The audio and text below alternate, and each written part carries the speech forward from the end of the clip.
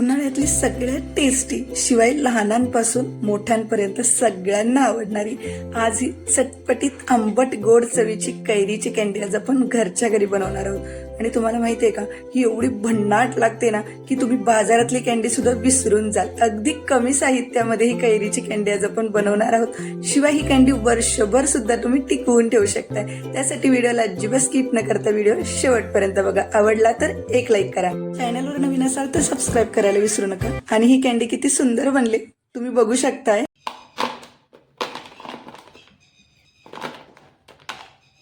नमस्कार मंडळी, मी प्रियंका आणि तुम्हा सर्वांचं प्रियाज फूडीमध्ये मनापासून स्वागत।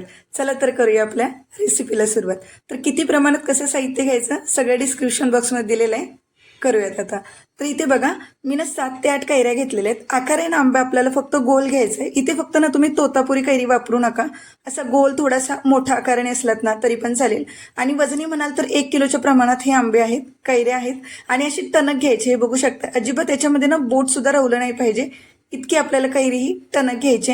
आता इथे मी 1 किलो कैऱ्या घेतलेल्या। सगळ्यात अगोदर काय करायचं, कैरीचा जो चिक असतो ना तो व्यवस्थित आपला निघाला पाहिजे। त्याच्यासाठी ना ह्या सगळ्या कैऱ्या आपल्याला ना अर्धा ते 1 तास अगोदर पाण्यामध्ये भिजत घालायचे, जेणेकरून कैऱ्यांवरती जी पण काही धूळ किंवा माती वगैरे असेल ना ती सगळी निघून जाते आणि याच्यातला जो चिक असतो ना तो सुद्धा पटकन व्यवस्थित असा निघून जातो। तर मी तासभर अगोदर पाण्यामध्ये ह्याला फक्त अगोदर असं भिजत घातलं होतं। आता आपल्याला काय करायचंय, ह्या सगळ्या कैऱ्यांना व्यवस्थित अशा अगोदर पुसून घ्यायचेत, म्हणजे कैरीवरती जो पण काही पाण्याचा अंश असेल ना तो फक्त आपल्याला कोरडा करून घ्यायचा। जास्त वगैरे पुसत वगैरे नाही बसायचं, फक्त पाण्याचा अंश आपल्याला याच्यातून काढून घ्यायचा आहे। आता इथे बघा, मी चाकूच्या साह्याने ना कैरीचा जो वरचा देठ असतो की नाही तो आपल्याला फक्त चिरून काढायचा। हे बघा, अगदी हा जो चिकाचा वरचा पोर्शन असतो ना तो काढून घ्यायचा।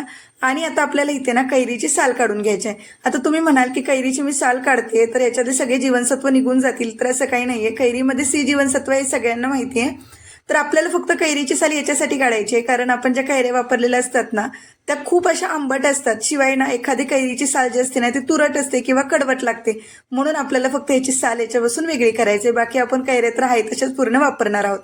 तर आता काय करायचं, या कैरीला ना आपल्याला ह्याची जी साल असते की नाही ती साल तर काढून टाकते।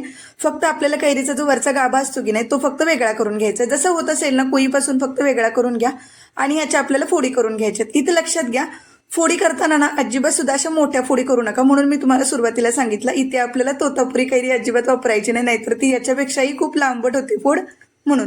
तर आता इथे मी थोड्याशा जाडशा आकाराने मी कैऱ्यांच्या फोडी करून घेतलेल्या आहेत। अजिबात सुद्धा बारीक अशी फोड करून घेऊ नका। एवढी थोडीशी जाड असेल ना तर हे बघा, सगळ्या कैऱ्यांच्या फोडी ना मी अशा अगदी व्यवस्थित करून घेतलेल्या। थोडी जाडीला राहू द्यात आणि थोडी लांबट असेल तरी चालेल, अगदी पातळ अशा करू नका, नाहीतर मग ना त्या आपण पुढे शिजवून घेणार आहोत, मग त्या पूर्ण अशा पाणी निघून जातात आणि मग पूर्ण पातळ होतात आणि शिवाय वाळल्यानंतर तर अजूनच मग बारीक होतात। त्याच्यासाठी आता गॅसवरती कढई गरम करायला ठेवून दिलेली आहे। आता कढईमध्ये आपल्याला पाणी किती घालायचं लक्षात घ्या, पाण्याचं प्रमाण अगदी थोडंसं जास्त ठेवा आणि पसरट कढई घ्या। आता इथे आपल्याला सगळ्यात पहिल्यांदा ना पाव छोटा चमचा इतकं मीठ घालून घ्यायचंय। मिठामुळे ना कैरीचा रंग सुद्धा तसाच राहतो आणि कैरीची चव सुद्धा राहते। तर सगळ्यात पहिल्यांदा आपल्याला कैरी याच्यामध्ये घालून घ्यायचे। आणि इथे बघा, जसं की मी तुम्हाला सांगितलं पाणी आपल्याला याच्यासाठी जास्त घ्यायचे की या ज्या कैऱ्या आहेत त्या सगळ्या आपल्या पाण्यामध्ये व्यवस्थित अशा बुडल्या पाहिजेत। इथे बघा, थोडंसं वरून असं प्रेस करून घ्या, जर कुठे वाटत असेल ना कैरी वरती येते थोडंसं असं दाबून घ्या, म्हणजे सगळ्या कैऱ्या अशा पाण्यामध्ये बुडून राहतील। तर आता इथे बघा, आपल्याला फक्त ना कैरीला एक छान अशी उकळी काढून घ्यायची। कैरी आपल्याला जास्त शिजवून अजिबात घ्यायची नाहीये, अगदी फक्त एक उकळी छान अशी यायला लागली ना की हे बघा कैरी आपले शिजलेत कशी नाही कशी बघायची मी तुम्हाला सांगते। लवकर शिजली जाते, अजिबात सुद्धा जास्त वेळ लागत नाही। आता एखादी टूथपिन किंवा चाकू घ्याने यामध्ये असं रोवून बघा, अगदी याच्यात नरम व्यवस्थित जर फोडी होत असतील ना समजून जा की कैरी तुमची शिजलेली आहे। आता ना याला फक्त आपल्याला गॅस बंद करायचा आणि खाली काढून घ्यायचं। तर इथे बघा बाजूला ना मी एक बाउल घेतलेला आहे। आता हे कैरी आपल्याला व्यवस्थित अशा याच्यातून नितळून घ्यायच्यात पाण्यातून आणि या बाउलमध्ये ना काढून घ्यायच्यात। व्यवस्थित सगळं पाणी नितळून घ्या, व्यवस्थित काढून घेतलं ना की आता इथे बघा आपल्याला या कैरीमध्ये ना साखर घालायची। आता साखर किती घालायची, मी 1 किलो कैरी घेतलेली तर आपल्याला त्याच्यासाठी ना पाव किलो इतकी साखर लागणार आहे। आता पाव किलो साखर का, जर तुमच्याकडे जर कैरी एखादी खाऊन बघायची, जर कैरी जास्तच आंबट असेल ना तर मग थोडंसं साखरेचं प्रमाण वाढवू शकते, पण जास्तही साखर घेऊ नका, कारण कैरीमध्ये एक त्याचा थोडासा आंबटपणा असतो आणि थोडीशी साखर घातली तर आंबट गोड म्हणजे चटपटीत अशी कैरी तयार होतेच. पण जास्तही गोड करू नका, फक्त एवढंच सांगायचं. 1 किलोसाठी पाव किलो इतकं प्रमाण अगदी बरोबर आहे. आता याला व्यवस्थित असं टॉस करून घ्यायचं, म्हणजे साखरेचा जो पण असतो ना तो भाग त्याच्यावरती लागला जातो आणि कैरी आपल्याला साखरेच्या पाकामध्ये ना मस्त अशी मुरवून घ्यायची. तर आता लक्षात घ्या किती दिवस मुरवायची, जास्तीत जास्त 2 ते 3 दिवस. जर सोमवारी बनवताय, सोमवार ते मंगळवार, मंगळवार ते बुधवार, इतके 2 दिवस तुम्ही व्यवस्थित अशी कैरी मुरवून घ्या. एखाद दिवस तिसरा दिवस वाढला तरी चालेल, पण जास्त दिवस मुरत ठेवू नका. आता ही कैरी ना आपण 2 दिवस ना अशीच याच्यामध्ये पाकामध्ये मुरवून ठेवणार आहोत. तर आता इथे बघा साखरेच्या पाकामध्ये कैरी मुरवून घेतली होती. फक्त ना रोजच्या रोज ना ह्या पाकामध्ये ना आपल्याला ही कैरी व्यवस्थित अशी मिक्स करून घ्यायची, त्याच्यासाठी अजिबात विसरू नका. आणि आता ही कैरी ना मुरल्यानंतर तर एवढी अप्रतिम लागते ना की काय सांगू तुम्हाला. माझ्या घरातल्याने ना तर अशीच ही कैरी खाल्ली होती. खूप छान लागते बरं का पाकात मुरल्यानंतर.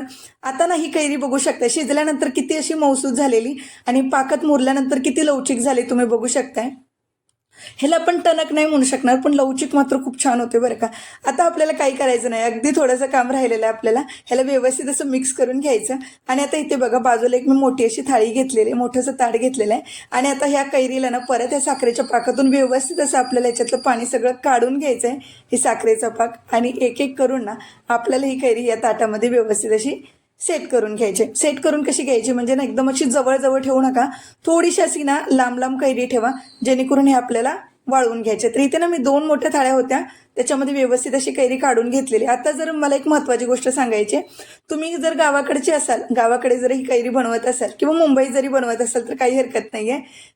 तर ह्या कैऱ्यांना आपण साखरेच्या पाकातून मुरवून घेतलेले. तर काय होतं, हे गोड पदार्थ असल्यामुळे ना मुंग्या पटकन जातात. तर काय करायचं, ही जे ताट आहे की नाही, जर तुम्ही उन्हाला घेणार असाल ना वाळवून, तर एक पूर्ण दिवस ऊन नका देऊ, अर्धा दिवस ऊन दिलं तरी चालेल. आणि सावलीत जर ठेवणार असाल ना तर 2 दिवस फॅनच्या हवेखाली मस्त असे सुकवून घ्या. फक्त ह्याच्यावरती जो आंबट जो पाण्याचा थर आलेला असतो ना तो फक्त निघून जाईपर्यंत.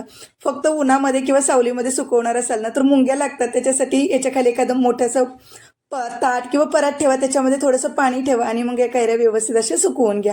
आणि आता बघू शकता किती मस्त अशा कैऱ्या आपल्या सुकून तयार झालेल्या आहेत. आणि हे बघू शकता किती लवचिक सुद्धा तयार झालेले आहेत, अगदी मस्त तयार होतात. तुम्ही सुद्धा ना अशा पद्धतीने ह्या कैरीने एकदा नक्की करून बघा. खूप छान पद्धतीने हा व्हिडिओ मी तुमच्याशी शेअर केलेला, अगदी सुटसुटीत पद्धत सांगितलेली आहे. आणि कैऱ्या मस्त सुकून झाल्या ना की याच्यावरती ना आपल्याला पिठी साखर टाकायची. तर घरातली साखर होती जी मी मिक्सरला अगदी वाटण करून घेतलेली आहे. अगदी 2 ते 3 मोठे चमचे घातलीत ना तरी पुरेशी आहे. आपल्या ह्या कैऱ्या तर साखरेच्या पाकात मुरलेलेच आहेत, फक्त आपल्याला पिठी साखरेचं ह्याच्यावरती थोडंसं कव्हर करून घ्यायचं, जेणेकरून ना ह्या कैऱ्या दिसायला सुद्धा खूप छान दिसतात. आणि अगदी साखरेचा पाक ह्याच्यावरती चढलेला असतो, शिवाय ही पिठी साखर लागलेली असते ना, त्याच्यामुळे ह्या कैऱ्या ना वर्षभर म्हणाल ना तर वर्षभर तुम्ही हवाबंद डब्यामध्ये ना स्टोअर करून ठेवू शकता.